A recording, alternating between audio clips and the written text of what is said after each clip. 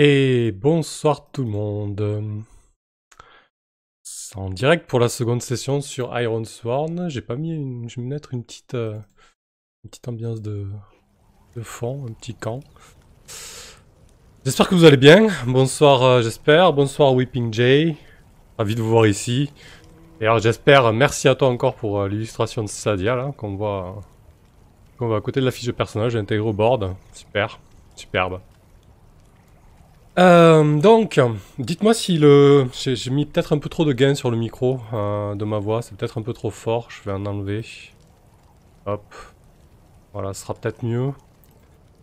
Ouais, ça doit être mieux. La musique aussi, si elle est enfin l'ambiance derrière, si c'est pas trop fort. J'ai modifié un petit peu l'overlay. Bon, pas grand-chose, hein, j'ai fait en sorte que le chat soit un peu plus fonctionnel. Alors ça va de haut en bas, ça me va pas trop. Je vais plutôt de faire de bas en haut. C'est plus logique. Alors 2 petites secondes, je règle ça. Et on va pouvoir y aller. Hop. Bottom. Alors un petit refresh du chat et tout ira bien. Salut Moz.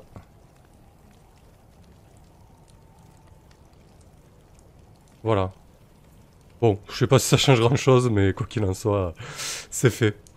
Voilà, donc ça laisse plus de place au chat, c'est très bien pour discuter et voir vos messages et suivre un petit peu ce qui se passe là-dessus. Ouais, magnifique l'artwork, Moz, n'est-ce pas? On peut remercier, j'espère encore une fois. Alors, ben c'est parti pour la seconde session. Donc pareil, je vais faire 2 fois 1 heure, je pense. Pour se remettre dans le bain, je vais lire le petit résumé que je me suis fait. Bon, l'idée n'est pas d'écrire un journal de quête comme le propose le jeu, parce que du coup, les sessions sont enregistrées et jouées. Mais voilà, j'essaie de synthétiser un petit peu ce qui s'est passé. Donc voilà. Lors de la première session, on a retrouvé Sadia directement dans la Sylve profonde, alors qu'elle était à la recherche d'un groupe d'elfes nommé les Arpenteurs. Et à partir de là, j'ai fait un flashback pour déterminer pourquoi elle était dans cette forêt. Et en fait, son frère Ada a débarqué chez elle avec une troupe, enfin. Il s'est plutôt fait débarquer chez elle, car il était gravement blessé entre la vie et la mort. Sachant que Sadia, notre héroïne, ça fait 10 ans qu'elle a quitté sa communauté, le cercle qui se nomme Première Rencontre. Ça fait 10 ans qu'elle n'avait pas eu son frère, ils étaient un peu en froid, et là il a débarqué avec une troupe qu'il tirait en brancard entre la vie et la mort. Donc ni une ni deux, Sadia est allée quérir l'aide des elfes pour tenter de sauver son frère. Avant de partir en expédition dans la forêt, elle a appris qu'une grande menace planait sur la région des Havres. C'est la région qui se trouve ici, un peu centrale et un peu plus douce à vivre que le reste de la péninsule des Terres de Fer. En fait, 2 grandes communautés sont en conflit. Première rencontre, de là où était originaire Sadia, et Blanc-Roc, pardon. Voilà. Donc elle n'en sait pas plus pour le moment, si ce n'est que cette guerre, elle a juré de l'éviter. Enfin, en tout cas, elle a juré d'éviter, si possible, le conflit. On verra ce qu'elle peut faire, si c'est à sa hauteur ou pas. En tout cas, c'est son vœu d'antécédent et c'est une quête mécaniquement qui est qualifiée d'extrême. Et sauver Ada, c'est un vœu pareil qu'elle a juré, qui est qualifié de dangereux et qu'on a quasiment mené à bout, puisque après quelques péripéties, elle a retrouvé les elfes arpenteurs, elle a réussi à obtenir leur aide, et là, elle s'apprêtait avec 2 elfes, je vais revenir là-dessus, à faire le chemin inverse pour tenter de sauver Ada. Voilà pour le résumé de la première session. Qu'est-ce qu'il y avait de plus à faire? Ouais, la dernière fois j'avais pas modifié mon élan, j'étais resté à 5 mais en fait j'avais perdu 2 donc je suis à 3. Sadia a pris un petit peu dans santé, elle a 4. Là, l'esprit va bien, les provisions commencent à descendre. Donc on va voir comment ça se déroule.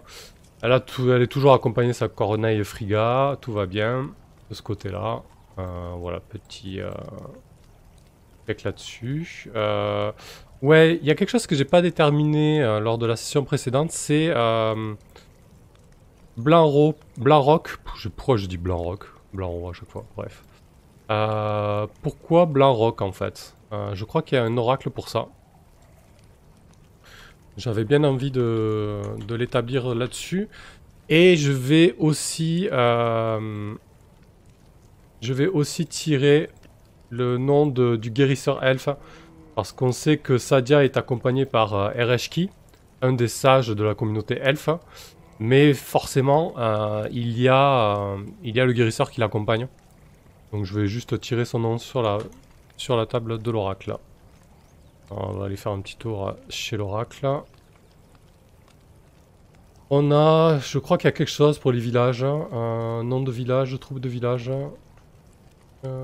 Voilà, lieu et description. Je crois que c'était un peu ça, non? Tempérament. Ouais. Lieu et description. Ouais, non. Non, c'est pas ça. Ouais, ok. Bon, c'est pas grave pour Blanc. Je vais juste tirer le nom de l'elfe. J'aurais dû le regarder avant.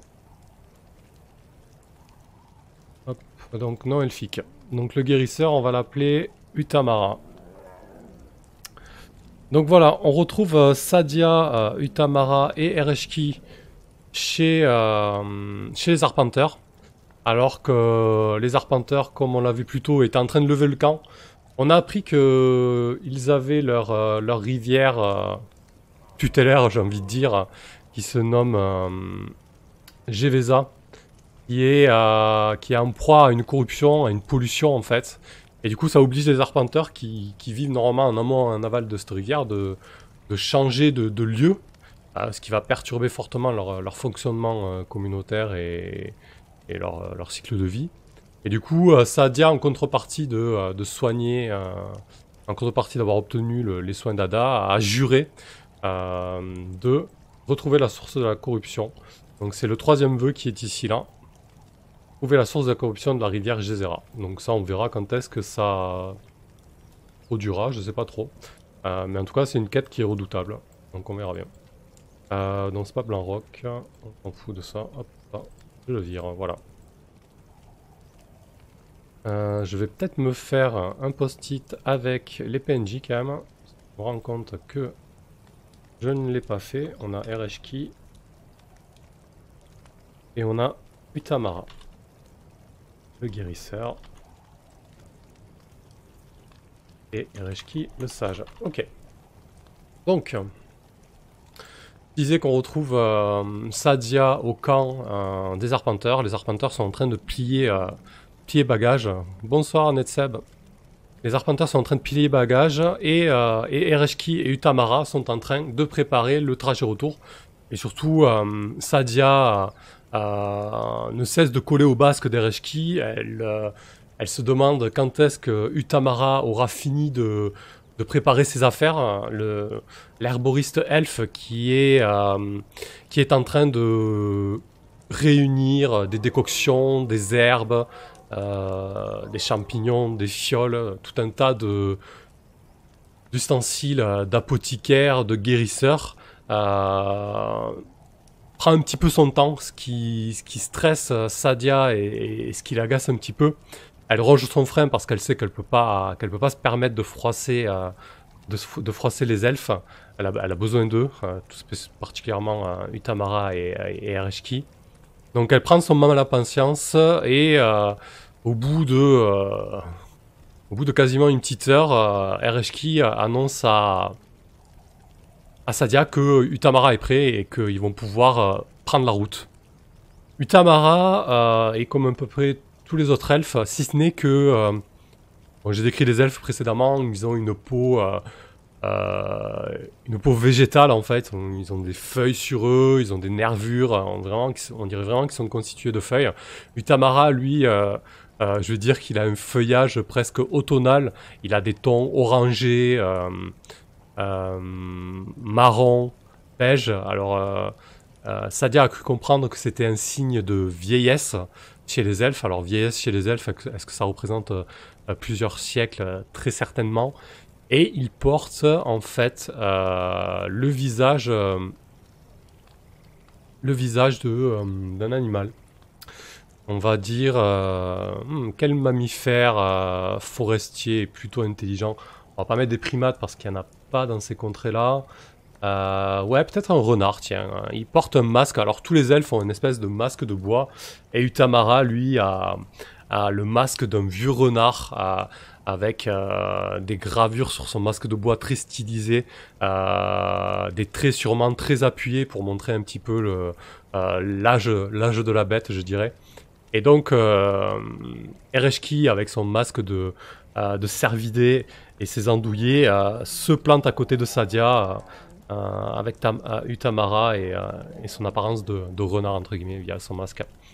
Et donc, la petite troupe va se remettre en route. Donc, Sadia accompagnée de ses deux elfes. Alors, comme à l'aller, je n'ai pas entrepris de voyage, je suis parti du principe que la rivière n'était pas très loin et que c'était un petit peu l'introduction, donc j'allais pas me lancer forcément dans un voyage. C'est assez proche, même si c'est pas réaliste au niveau de la carte, mais on s'en moque.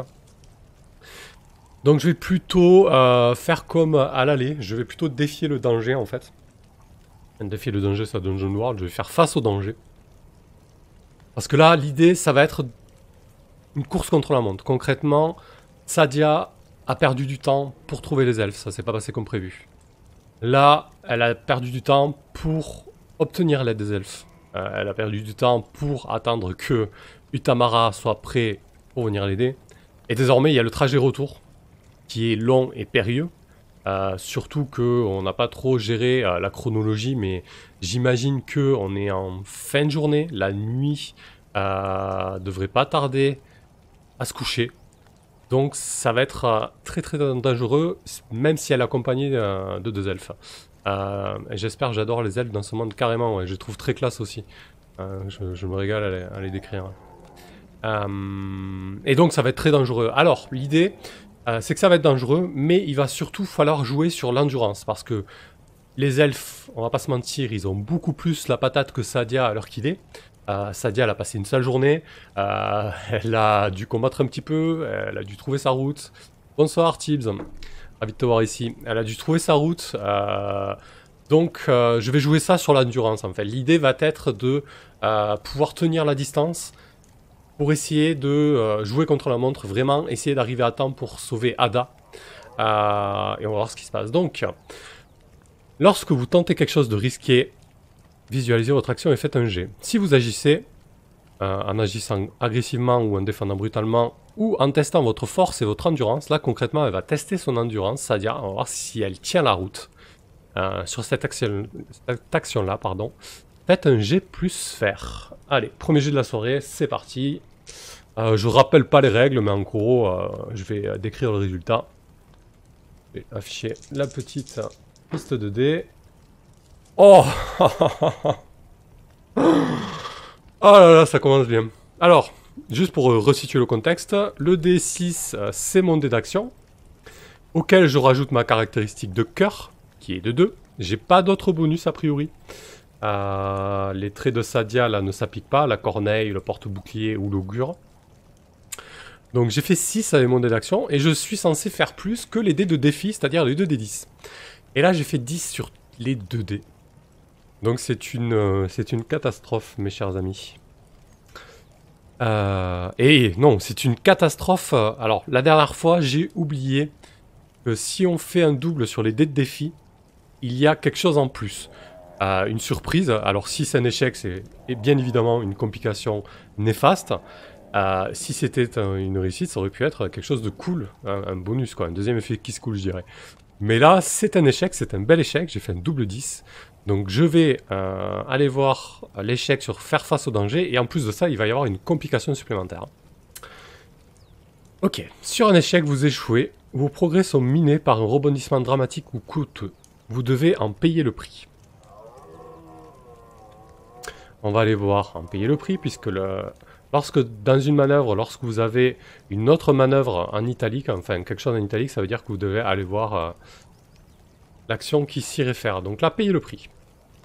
Lorsque vous subissez le résultat d'une action, retenez l'une des options suivantes. Faites survenir le résultat négatif le plus évident. Visualisez 2 résultats négatifs. Évaluez l'une des 2 comme les plus probables. Et faites un jet dans le tableau suivant si vous avez des difficultés à interpréter le résultat pour adapter la situation actuelle. Je vais faire survenir le résultat négatif le plus évident. Concrètement, vous vous rappelez que pour avancer dans ma quête, je suis obligé de faire par jalon. Concrètement, revenir auprès d'Ada, c'est un jalon que j'ai pas réussi à obtenir. Donc, pour cette quête-là, pour sauver Ada, je vais rester à 4 cases. Je vais pas cocher 2 cases supplémentaires. Donc, ça veut dire que pour tenter de sauver Ada, j'aurai juste 4 cases de cocher, ce qui va être très difficile en fait. Voilà. Donc, c'est l'échec de... Pour atteindre ce jalon, on n'est pas arrivé à temps. Ada va se retrouver vraiment dans une situation très compliquée. Il y a peu de chances qu'il s'en sorte. Et même s'il s'en sort, ça risque de se passer mal. Mais n'anticipons pas trop sur la fiction. Et le rebondissement inattendu, je l'ai en tête parce que j'ai pensé à pas mal de choses et j'ai une idée que j'ai trouvée plutôt cool. Je pense que lorsque Sadia et les elfes... Je vais enlever les dés peut-être, c'est un échec. Hop, voilà. C'est moi. Et rip le bro, Robmoz, effectivement. Lorsque Sadia arrive à sa chaumière, en compagnie d'Ereshka et de Utamara, déjà elle arrive hors d'haleine, épuisée. Ils ont marché pendant des heures dans la sylve profonde, de nuit. Heureusement que les elfes avaient pris le devant, la guidée. Ils ont très certainement évité une ou deux mauvaises rencontres. Leur capacité à se mouvoir rapidement dans la forêt, à se comporter vraiment comme des animaux, mais au sens noble du terme, comme des animaux de la forêt pour se déplacer rapidement et silencieusement, n'a cessé d'émerveiller Sadia. Elle a eu de la peine à les suivre. Et donc, elle débarque à la chaumière. Et lorsqu'elle débarque, ce qui se passe, c'est que il y a un combat qui est en cours. Elle voit des torches qui sont brandies. Elle entend le bruit caractéristique du fer qui s'entrechoque, des cris de douleur, des cris de rage. Un combat est en cours. Donc, comment va réagir Sadia à ça? Déjà, elle comprend pas trop ce qui se passe. Elle comprend pas pourquoi il y a... C'est peut-être un peu fort, du coup je vais baisser un petit peu. Hop. Elle comprend pas pourquoi il y a ce remue-ménage chez elle. Dites-moi si la musique est trop forte, j'ai l'impression que c'est fort, mais je me rends pas bien compte. Je vais la mettre à 2. Pas 3. J'arrive pas à la mettre à 2, je la mets à 1. Si c'est trop faible, dites-le moi. Elle n'arrive pas à piger ce qui se passe, et vraiment, dehors, c'est une petite bataille qui est en cours. C'est la nuit, elle a du mal à distinguer... Elle a du mal à distinguer ce qui se passe, qui se déroule devant ses yeux. Attendez, je règle la musique. Voilà. Il va falloir qu'elle réagisse. Je pense que Ereshki et Utamara se figent lorsqu'ils sortent de la lisière de la forêt. Parce que concrètement, on a dit que la chaumière de Sadia se trouvait vraiment à la lisière de la sylve profonde. Ereshki et Utamara se figent. Sadia, qui se guidait dans la forêt à l'aide d'une torche, se fige elle aussi. Le problème, c'est que le fait qu'elle soit éclairée a attiré de l'attention, et tout de suite, elle entend une voix grave. Regardez, ils ont des renforts qui arrivent. Ulrich, Eric, allez-y, foncez sur eux. Et du coup, il y a deux grands gaillards qui se mettent à courir vers elle. Merci Ernestine pour le resub, c'est cool. 6 mois, super. Et du coup, il y a deux grands gaillards qui commencent à se lancer à l'assaut de Ereshki, Utamara et de Sadia. Je pense que les elfes se retournent rapidement vers Sadia et Ereshki doit marmonner. Qu'est-ce que c'est que ça? Tu nous as trompés? C'est un piège? Et on va voir ce que ça donne par la suite, mais je pense que... Abouy Shinster, ok, super. Je pense que les elfes vont pas super bien le vivre, ce coup-là. Ça va peut-être mettre à mal les liens qui unissent les arpenteurs et Sadia. On verra ça tout à l'heure, parce que là, l'immédiat, c'est C'est vraiment le combat qui va s'engager. Sadia était une guerrière, elle a fait la Légion, elle a eu un entraînement militaire, elle dégaine tout de suite son épée et elle brandit son bouclier avec son énorme œil violacé peint dessus. Et elle n'hésite pas à charger parce qu'elle sait que quelque chose tourne par rond, ils viennent sûrement pour Ada, elle imagine le pire, s'il faut Ada est déjà mort.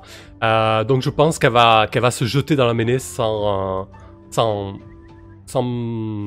plus de... Sans plus de... Comment dire, de détails que ça. Elle va pas faire dans le détail, là, justement. Alors, quand vous vous engagez dans le combat, commencez par déterminer le rang de chacun de vos ennemis.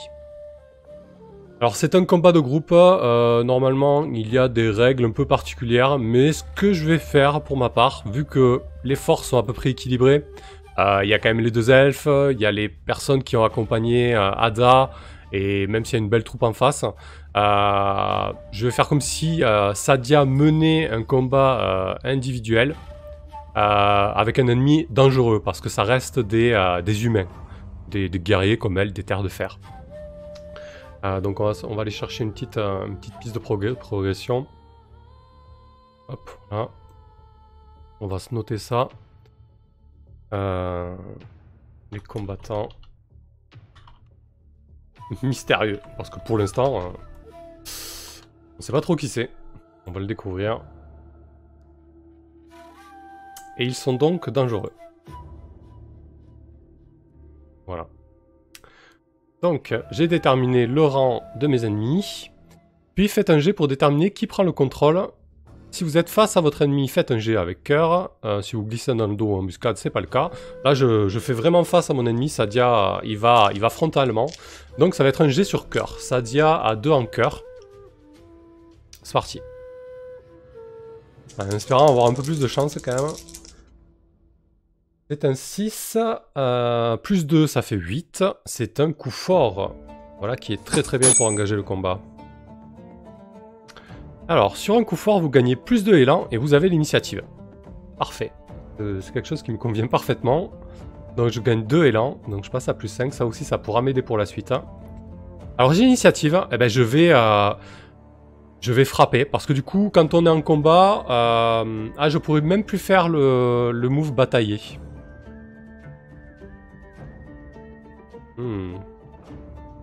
Presque tentant de gérer le combat. Bon, on va faire un combat long, parce que pour l'instant, on n'en a pas fait.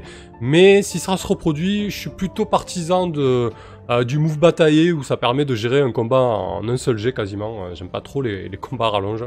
Enfin, on va voir comment ça se passe. Donc, j'ai le choix entre frapper et fracasser. Fracasser, c'est plus quand l'ennemi a l'initiative et qui vous frappe. Vous choisissez de riposter aussi, mais vous prenez plus de risques.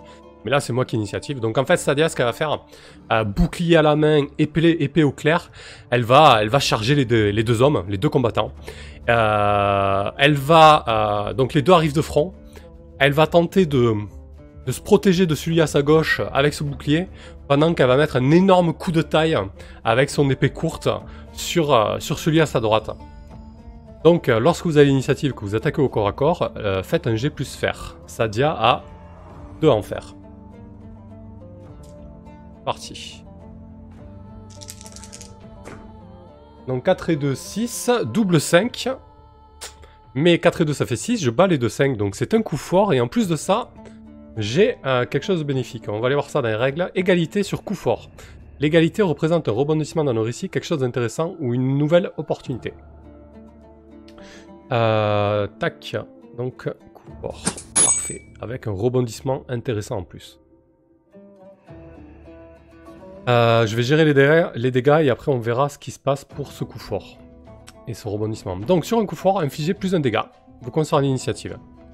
Alors, l'épée de base elle fait 2 dégâts et là comme c'est un coup fort, je fais 3 dégâts. Sur un ennemi dangereux, je coche 2 progrès par blessure. Finalement, je me retrouve avec un combat facile quand même. Hein. Pas sûr de très bien doser. Alors la dernière fois je galérais à faire les coches, donc je me suis fait des petits machins là, hop. Donc là je coche 6 cases déjà. Plutôt à l'aise.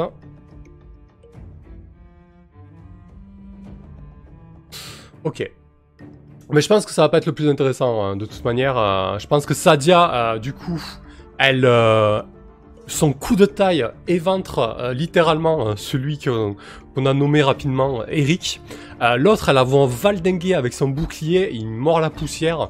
Très certainement qu'ils vont se faire neutraliser par Ereshki. Peut-être pas Utamara, parce que le vieux guérisseur n'est peut-être plus en état de combattre. Mais voilà, Ereshki va s'occuper de ces deux-là. Et Sadia va foncer vers la cabane pour tenter de voir ce qui se passe. Alors, qu'est-ce qui va se passer? Je réfléchis à la complication intéressante pour Sadia, le rebondissement plutôt. Donc du coup, devant la chaumière, il y a quelques torches qui sont tenues par des combattants. La mêlée est assez chaotique.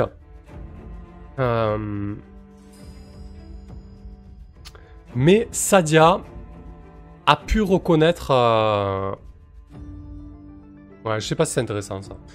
Je vais peut-être tirer sur l'oracle. J'ai pas d'inspiration pour ce rebondissement. On va voir si l'oracle peut m'aider là-dessus. Alors, tac tac, rebondissement majeur. On va tester ça. Ouais, mais alors ça me va. Une supposition se révèle fausse. Un sombre secret est révélé. Ouais. Ouais, si, très bien. Ok.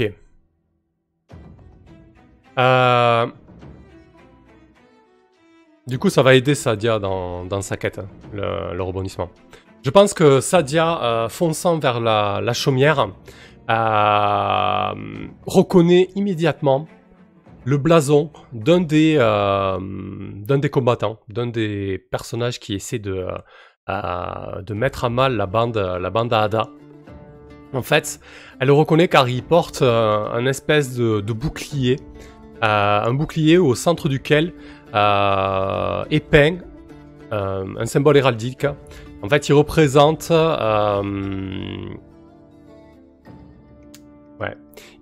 un serpent de mer bleu roi sur fond blanc en fait. Et elle reconnaît le clan des marins. On leur donnera un nom plus classe tout à l'heure, mais elle reconnaît un clan du sud, un clan de la côte déchirée, qui sont connus pour leur pillage, leur acte de pillage, de piraterie, etc. Donc je m'attarde pas là-dessus, mais on va les déterminer tout à l'heure, ça sera intéressant. Ça va donner une piste pour la suite. Ouais, alors sur les terres de fer, ils sont tous à peu près des vikings, c'est vraiment l'idée, les colonisateurs là, c'est vraiment d'inspiration nordique. Donc très certainement que ce clan de marins du sud ont gardé les habitudes de pillage et de piraterie de leur contrée. Donc voilà, Sadia se jette devant la mêlée au niveau de la maison. On considère qu'elle a toujours l'initiative.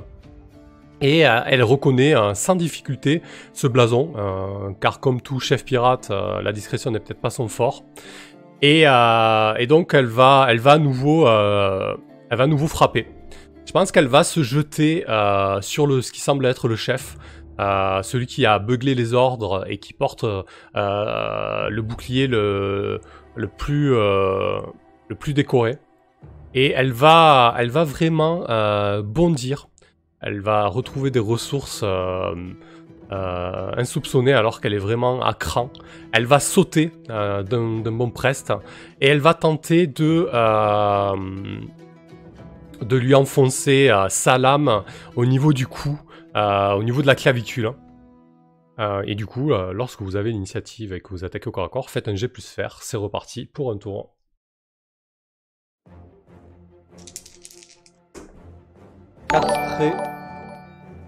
Merci pour le follow Ransar. 4 et 2, ça fait 6. Je bats le 3, je ne bats pas le 8. Cette fois-ci, c'est un coup faible. Alors, je pourrais cramer de l'élan pour sauver la mise, mais non, je pourrais pas parce que j'ai 5 en élan, donc il faudrait que j'ai 8 ou plus. Donc c'est pas possible. Alors, on va rester sur un petit coup faible. Alors, sur un coup faible, vous infligez vos dégâts, c'est-à-dire 2, et perdez l'initiative. Alors, c'est pas très grave parce que je pense que le combat va toucher à sa fin. Donc, ça devrait pas être dramatique. Donc, j'inflige 2 dégâts, c'est-à-dire que je vais cocher les 4 dernières cases de ma progression. Alors, je vais vérifier que je fasse pas de conneries. Si c'est un ennemi dangereux, c'est 2 progrès par blessure. C'est bien ça. Parfait. Eh bien, écoutez. Je pense que là, vu que la jauge est pleine, je vais pouvoir jeter le move de fin de combat. Donc après son acte héroïque pour sauter et tuer le chef, on va voir comment ça se passe. Alors, lorsque vous déclenchez une action décisive, là on peut dire que c'est le cas, et que vous obtenez un coup fort... Ah! Faut que j'obtienne un coup fort. Ah oui, c'est ça le truc en fait, c'est que tu peux pas mettre fin au combat tant que t'as pas obtenu de coup fort. Alors, sur un coup faible, on va donc même si j'ai la jauge pleine, je suis obligé de rester en combat. J'ai perdu l'initiative. Alors, qu'est-ce qui s'est passé? Alors Sadia a sauté pour tenter de planter son épée dans le cou et la clavicule du chef. Ce dernier s'est retourné au dernier moment. Je pense que l'épée de Sadia a glissé et lui a entaillé une bonne partie du dos. Mais la guerrière se retrouve repoussée d'un coup puissant du bouclier. Et ils se retrouvent tous les deux face à face. Sauf que le guerrier, c'est un sacré gaillard. Il doit faire peut-être 2,10 m, des épaules larges comme un ours. Et une espèce d'épée longue qui fait 2 fois la taille de celle de Sadia. Et donc il se penche sur elle, prêt à lui foutre un énorme coup de taille en travers son torse. Donc, comment réagit Sadia à ça? J'ai 2 solutions.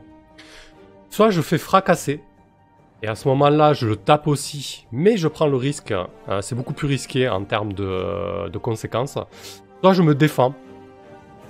Là, je pense que qu'en l'état actuel de la tension de Sadia, ouais, il doit certainement pousser un énorme cri de guerre.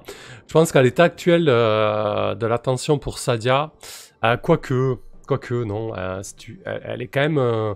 c'est une porteuse de bouclier, donc elle est plutôt douée avec son bouclier. Ah, ben ça marche fracasser aussi. Donc on va faire un fracassé. Quand vous fracassez au corps à corps, vous gagnez plus d'un élan sur un succès. Donc ça, c'est intéressant.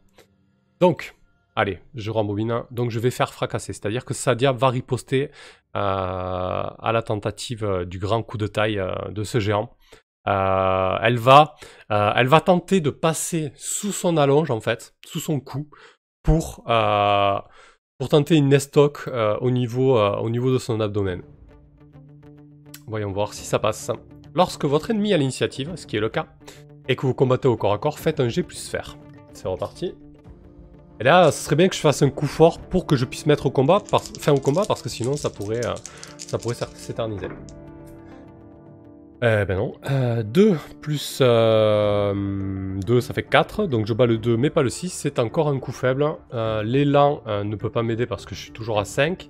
Et mon pouvoir de porte-bouclier, sur un succès, par contre, je gagne un d'élan. Donc c'est toujours ça de prix. Peut-être que tout à l'heure, je pourrais enfin faire un coup fort avec ça. Alors, qu'est-ce qui se passe sur fracasser avec un coup faible? Sur un coup faible, vous infligez vos dégâts. Ma jauge est déjà pleine, mais vous devez ensuite payer le prix. Votre ennemi possède l'initiative. Alors on va aller payer le prix. Faites survenir le résultat négatif le plus évident. Visualisez 2 résultats négatifs et évaluez les 2 probables. Alors le plus évident, c'est que Sadia va être blessée. Le coup de taille va porter. Elle va se prendre une énorme entaille au niveau du torse. Malgré l'armure qu'elle peut porter. Donc, comment ça inflige de dégâts. Donc, Sadia passe à 2 de santé. Et on va aller faire le move de souffrance. Subir des dégâts. Lorsque vous devez faire face à des dégâts physiques, vous en subissez une pénalité de santé égale au rang de votre adversaire. Donc là, 2, on l'a vu. Si vous tombez à 0, c'est pas le cas. Puis faites un G plus santé. ou fer. Dans tous les cas, c'est à 2. J'ai 2 en fer et 2 en santé. Donc on va voir ça. Mince, j'ai oublié d'enlever les dés, désolé. C'était un coup faible. Voilà. Et je vais rejeter les dés. Donc 2d6 plus 2 pour ma santé ou mon fer, peu importe. C'est reparti.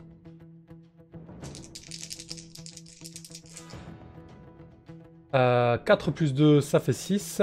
Je bats le 4, je bats pas le 9. Nate Seb, tu ne peux pas mettre un terme au combat avec ta jauge de progrès contre des dés de défi. Et non, pas encore, parce qu'en fait, dans le move mettre fin au combat, il faut que tu aies fait un coup fort pour mettre fin au combat. Tu peux pas mettre fin au combat tant que t'as pas fait un coup fort, en fait. Ça, c'est assez salaud. Donc, sur mon subir des dégâts, c'est un coup faible. Sur un coup faible, vous allez de l'avant. Bon, ça va, c'est pas critique. Elle a encaissé le coup, mais elle tient la route. Hop, voilà. Faible. Ok. Donc, eh ben on va y retourner. Hein. Il a toujours l'initiative. Mais là, je pense que Sadia, après avoir loupé son estoc et avoir encaissé le coup de taille du géant, elle va se mettre dans une posture défensive. Le géant a l'initiative, l'espèce de gros chef des pillards. Il va cette fois-ci se jeter sur elle au corps à corps, pommeau en avant pour tenter de lui foutre un énorme coup de pommeau sur la tête pour la neutraliser. Et là, Sadia va vraiment se mettre dans une posture défensive et va tenter de parer le coup avec son bouclier. Donc elle va faire face au danger. Lorsque vous tentez quelque chose, lorsque vous réagissez à une menace imminente, si vous agissez avec rapidité, agilité ou précision, faites plus vigueur. Je pense que c'est ça. Elle va jouer sur la rapidité.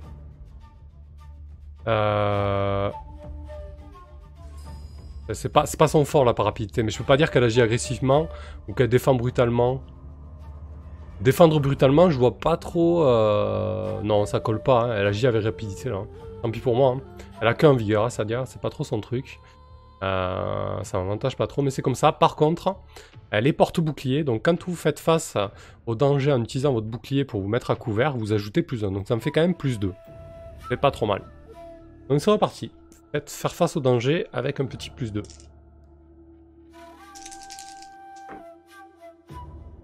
2 plus 2, 4.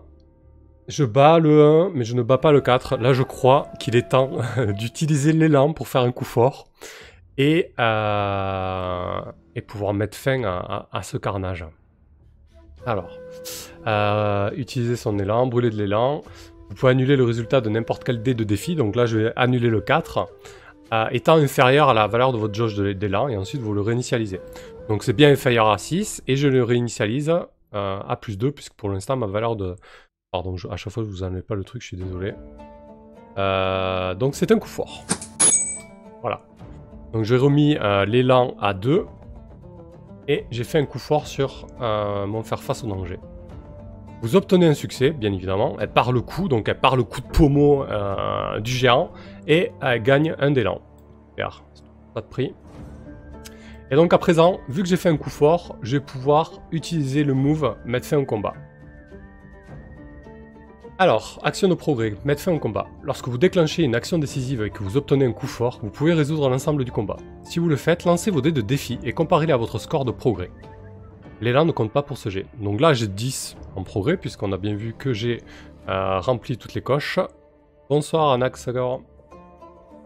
J'ai bien mes 10 coches, donc c'est parti. Ça devrait être facile, on va juste voir s'il y a peut-être un rebondissement du coup, ce qui peut être cool quoi. Hop. Donc, 2D, et on compare à 10. Donc, ouais, j'avais pas besoin de jeter le D6 en fait, ça, mais bon, c'est forcément un coup fort. Hop.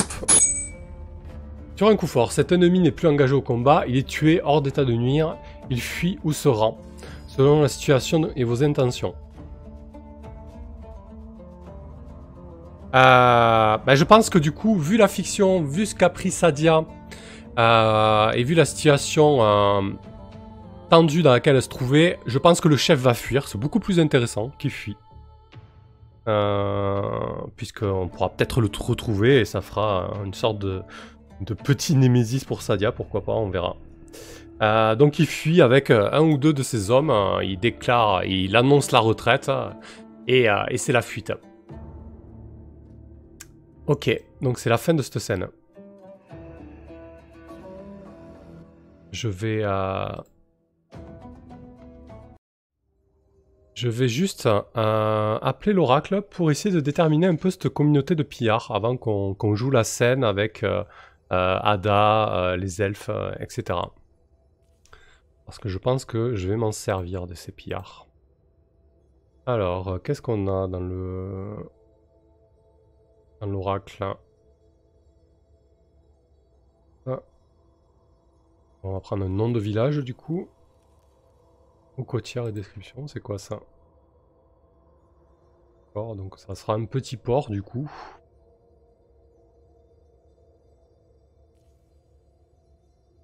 Un petit port, ouais, très certainement un futur pote, ouais. On va prendre un petit nom de village. Ah oui, c'est là où il y a... En fait, c'est l'oracle 7, nom de village et tout court. En fait, il te donne un nom de village et il te donne aussi une thématique autour du village. Bon, là, je vais pas prendre bois muraille parce que ça colle pas du tout avec quelque chose de côtier. Vent refuge, c'est pas mal. Vent refuge, j'aime bien. Donc, ils viennent très certainement de Vent refuge. Donc, c'est les pillards de Vent refuge. Le clan de Vent refuge. Et du coup, la thématique autour de Vent refuge, c'est un aspect saisonnier ou environnemental. Quelle influence le climat possède-t-il sur ce village? Bah ça, je pense qu'on y répondra quand on y mettra les pieds, peut-être. Hein. Mais j'imagine, ouais, une crique, un fjord vraiment protégé par les vents, très facilement défendable, et qui offre un mouillage pour les bateaux parfait, quoi.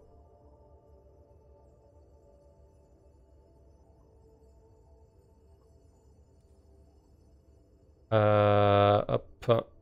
Netsabé, il va falloir faire le plein d'élan pour le prochain combat. Ouais, là j'étais obligé de le cramer et je suis à 3. C'est clair que 3 en élan, tu fais pas grand chose. Hein. Donc voilà, on a notre chef qu'on nommera plus tard. Il faut tout à l'heure. C'est un petit port, ils viennent devant un refuge. Ce sont des pillards. Et ils squattent un fjord qui est protégé du vent et qui offre une défense et un mouillage parfait. Ils sont bien, quoi. Hop, je vous enlève l'oracle. Ok. Parfait. Alors, je pense que du coup, Sadia affaisse. Sadia a ses épaules qui s'affaissent. L'adrénaline du combat retombe. Elle halète un peu, elle tente de retrouver son souffle. Elle a les poumons qui lui brûlent. Et elle regarde autour d'elle un peu hébétée. Elle voit 1, 2, 3, 4 corps au sol. Elle reconnaît immédiatement des personnes qui a accompagné Ada, des membres du cercle de première rencontre.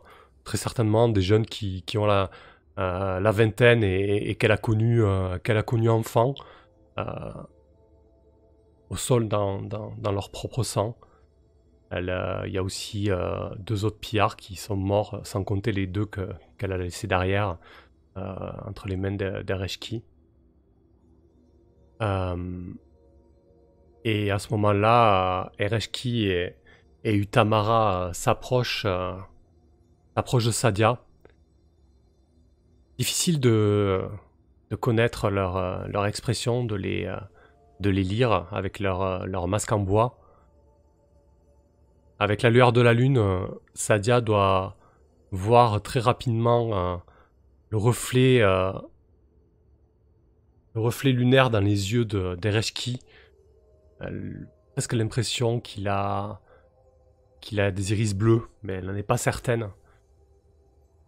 Et Ereshki s'adresse à elle avec un ton assez brut, disons, assez sec. Sadia, tu as failli mettre en danger le guérisseur de la communauté. Utamara aurait très bien pu y passer dans cette affaire. Comment est-ce possible? tu nous as emmenés dans un véritable traquenard. Sadia sait pas trop quoi lui répondre. Elle rengaine son épée, elle ramène son épée dans son fourreau, elle range son bouclier dans son dos. Elle dit Ereshki, je suis désolé, je ne savais pas, je ne savais pas qu'ils étaient là, je suis aussi désemparé que toi. Elle adresse un regard à une des femmes qui accompagnait Ada. On va la nommer Irishka. Non, pas Irishka, il y a déjà l'elfe qui s'appelle comme ça. Allez, Oracle. Non, hop. Nom du peuple de fer. Non pas Edeon. Velna. Vena. On va l'appeler Vena. Elle regarde Vena qui est encore là. Elle aussi, elle vient de ranger son arme. Hein. Elle se battait avec un épieu. Elle a posé au sol. Elle s'agenouille à côté d'un de ses camarades tombé au combat. Et Sadia lui dit Vena, d'où il sortait? Qu'est-ce qui s'est passé? Et Vena se lève. Je ne sais pas, ils nous ont peut-être suivis après l'embuscade. Pourtant, on pensait avoir les semés, on pensait les avoir semés. Et là, Sadia s'avance d'un pas décidé vers Vena et lui dit mais vous aurez pu prendre plus de précautions que ça, vous vous rendez compte un petit peu? Vous avez mis ma demeure en danger, vous avez mis Ada en danger, et vous avez mis mes amis en danger. Et là, elle désigne les elfes. Et je pense que Vena, jusque-là, n'avait pas fait attention à la présence des elfes. Et elle se trouve un petit peu interloquée par ces êtres. Pour elle, c'était juste des on-dit. Elle habite première rencontre, c'est-à-dire que ce cercle, cette communauté porte ce nom-là parce que c'est la première fois que le peuple de fer et les elfes se sont rencontrés et ont signé un pacte entre guillemets de non-agression. Mais Vena ne les avait jamais vus. Et je pense que du coup, quoi qu'il arrive, Ereshka et Utamara vont tenir parole, vont aller tout de suite au chevet d'Ada pour tenter de lui sauver la mise. Par contre, moi, ce que je voulais faire avec Sadia, c'était tester le lien avec les arpenteurs. Parce que clairement, avec l'échec et les complications qu'il y a eu, je pense que ça a mis à l'épreuve le lien qui nous unit. Donc lorsque votre lien est mis à l'épreuve par un conflit, une transition ou les circonstances, tout simplement, faites un G plus cœur. Donc Sadia a 2 en cœur, qui l'aide quand même pour ce genre de situation. 2 et 2, 4. Donc je bats le 3, je ne bats pas le 8. C'est un coup faible. Je n'ai pas assez d'élan pour changer la situation. Sur un coup faible... Ah, c'est mal traduit, il y a une coquille sur celui. Sur un coup faible, votre lien est fragile et vous devez prouver votre loyauté. Visualisez ce que cette personne ou cette communauté exige de votre part et faites-le. Ah, j'ai déjà juré me faire un vœu de fer avec eux.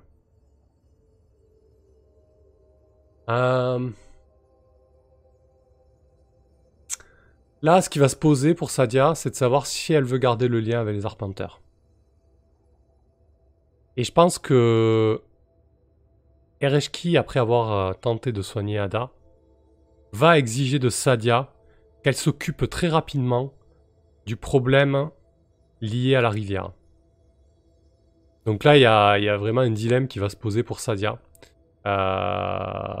Soit laisser tomber son lien avec les arpenteurs, qui est quand même un lien de plus de 10 ans, qui est un lien important pour elle. Elle va devoir en payer le prix en plus de ça. Donc je suis pas sûr qu'elle ait envie de ça. Je le garde sous le coude pour l'instant. Donc soit elle s'occupe immédiatement du problème de la rivière, mais pendant ce temps, le conflit entre les deux cercles ne va pas s'arranger. Soit elle oublie ce lien. Ils sont teigneux ces elfes, ils sont rancuniers un peu, je sais pas. En tout cas, ils exigeront ça. Ereshki et Utamara rentrent dans la chaumière de Sadia. Sadia leur emboîte le pas. Plus personne n'était au chevet d'Ada. De Ada plutôt. Dada, c'est moche. Et du coup, il est vraiment en piteux état. Il convulse.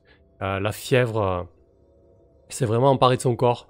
Il luit de sueur.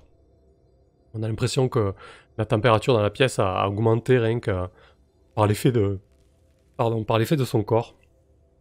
Et du coup, on va tester maintenant. Alors j'ai pris la décision assez radicale, qui est logique par rapport à la fiction, de ne pas cocher prendre un jalon ici. Donc ça va être très dur pour Ada. Donc là l'idée c'est que je suis arrivé au bout du jeu de fer. Tenter de sauver Ada. Je veux dire, les elfes ils vont faire ce qu'ils ont à faire. Et on va voir ce qui se passe. Donc, hop, action de... Hop là. Donc, réalisez votre vœu. Lorsque vous accomplissez ce que vous estimez être la réalisation de votre vœu, lancez vos dés de défi et comparez leurs résultats à votre score de progrès, c'est-à-dire 4 là. Et là, on ne compte pas sur ce. Okay. Ça va être très très très dur. Hein. 4 pour battre 2 des 10, compliqué. Hein. Mais bon, c'est comme ça. Parti.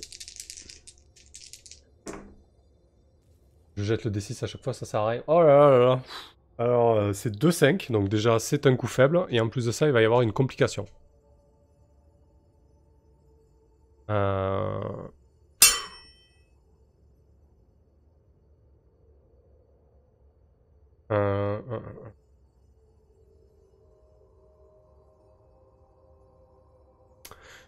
Ouais, ça fout un coup, merde. Sur un échec, votre quête est en déroute. Visualisez ce qui se produit. Consultez l'oracle en cas de doute et retenez l'une des deux options. Vous renouvelez votre vœu, effacez toutes vos cases de progrès à l'exception de la première, puis relevez le rang de votre quête d'un cran.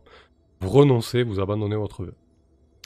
Concrètement, je pense que Ada va mourir, que Sadia va renoncer à son vœu. C'est l'issue logique. Mais en plus de ça, il doit y avoir un rebondissement. Donc là, j'ai pas trop d'idées. Je vais aller voir l'oracle. Ouais, rude, hein. Un rebondissement majeur. Tout cela n'était qu'une diversion.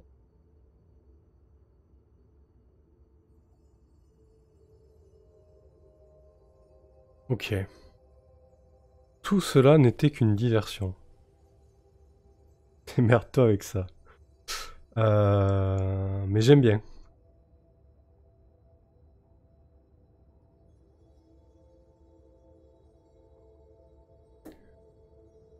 Une diversion pourquoi?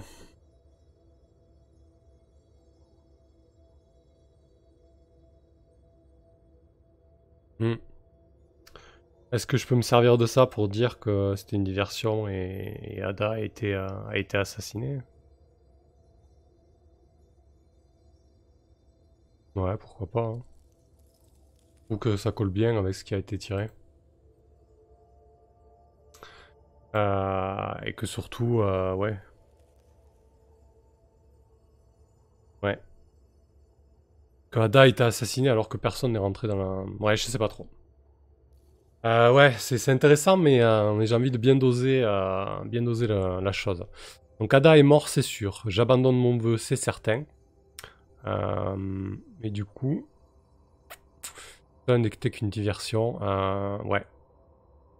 Ouais, ben je pense que ça va être ça. Hein. C'était que Ada aurait pu s'en tirer au final avec l'intervention des elfes. Mais il a été égorgé, en fait. Il a été assassiné.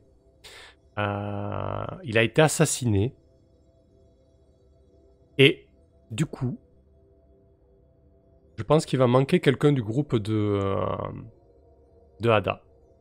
Un traître. Qui a profité de l'attaque qui était sûrement préméditée pour ôter la vie à Ada. Donc on a dit qu'il y avait Vena. Ouais, Vena, ouais. Wena plutôt. Wena. Il y en a 2 qui sont morts et il y avait un 4e larron. on va nommer. Et qui était sûrement un proche du frère de Sadia qui est au cercle, qui a peut-être manigancé tout ça. On va prendre un nom du peuple de fer. On va l'appeler Shona. Shona le Judas, ça rime, c'est parfait. Et donc Shona n'est plus là. Et puis il fait pas partie des morts. Lorsque Sadia pose la question à Wena, elle comprend pas ce qui se passe. Le connaissant, elle comprend pas. Il a pu fuir comme ça. Elle dit c'était pourtant un guerrier valeureux. Il était à nos côtés depuis tout ce temps. Et je pense que Wena comprend en même temps que Sadia que Shona a sûrement trahi Ada et le groupe. Je pense que cette scène peut se terminer là. Et cette première quête, du coup, qui fut un bel échec. Du coup, je gagne pas d'XP là, c'est ça l'idée? Bah non, j'ai abandonné mon vœu. Bien sûr que non, je gagne pas d'XP. Tant pis. Triste. Sauver Ada, c'est fini. Ada est mort. Voilà. Je vais passer ça au-dessus. Hein. Et donc, je vais réfléchir à la suite. Là, si je veux conserver mon lien avec les arpenteurs, je vais être obligé de prendre... On va mettre la carte. Si je veux conserver mon lien avec les arpenteurs, je vais être obligé de prendre la route du Nord. Peut-être éviter la sylve profonde, m'enfoncer dans l'arrière-pays pour arriver à la limite de ce qu'on appelle... ça s'appelle déjà ce point? Oula, j'ai bougé là, j'ai rien lock. Pour arriver à la limite des collines des tempêtes, hein, pour trouver le problème qui touche la rivière. Mais si je veux essayer d'avancer sur l'histoire du conflit entre les deux premiers cercles, je pourrais soit aller fureter du côté de première rencontre, mais je suis pas sûr qu'Ada veuille faire ça. Elle irait plutôt au sud, au niveau de la côte, pour essayer de savoir où est ce chef et surtout qui l'a engagé pour être certain que c'est effectivement une trahison de son autre petit frère. On a nommé de Zan, du coup, le cadet de la fratrie. Et là j'hésite, hein. Donc ce que je vais faire une petite pause, ça fait quasiment 1 heure que je joue. Comme ça au moins ça va faire un petit épisode d'1 heure pour la rediff. Et donc on se retrouve dans 5 minutes et j'aurai très certainement l'inspiration d'ici là. Et du moins, n'hésitez pas à donner vos idées sur le chat si vous préférez qu'on parte au nord ou plutôt au sud. Au nord ça veut dire abandonner les elfes et ce lien que je trouve hyper intéressant. Et au sud ça veut dire peut-être avancer sur la résolution de ce conflit. Nous verrons bien. Allez, à tout de suite.